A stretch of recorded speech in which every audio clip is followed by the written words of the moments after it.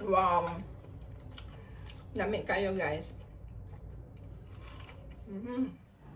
So, I bought this banana yesterday, guys. So, I've decided nga ako ani siyang i-maruya. Kay murag gimingaw na ko og maruya. So, I'm not good of doing this. So, ang ako lang himo is just I make my own butter. Just like making a cake butter. So, very simple one. And then, tamis naman niya akong banana. So, no need for more sugar. So, ano lang, i-fry lang na ako siya. And it turns out good naman.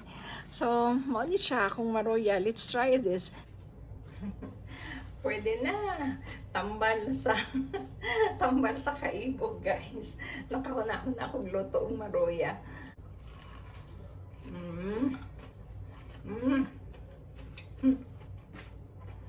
Wow.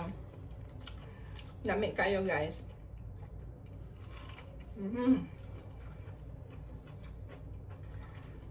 Every time makakita ko saging sa market, makadumdum ko sa mga Filipino snacks nato din ha. Mga maruya, banana Q. So kaluto ko. Di man sila mangaon. Ako ramang si Kinglan, mga bata di isla ganan ani.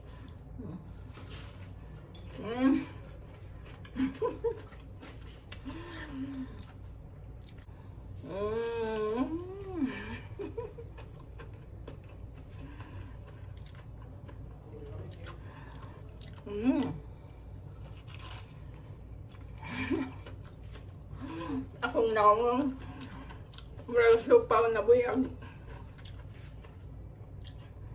Na-enjoy ko sa akong maruya, guys.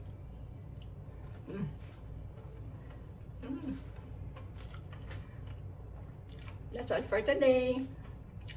See you next time. Bye-bye, bye-bye.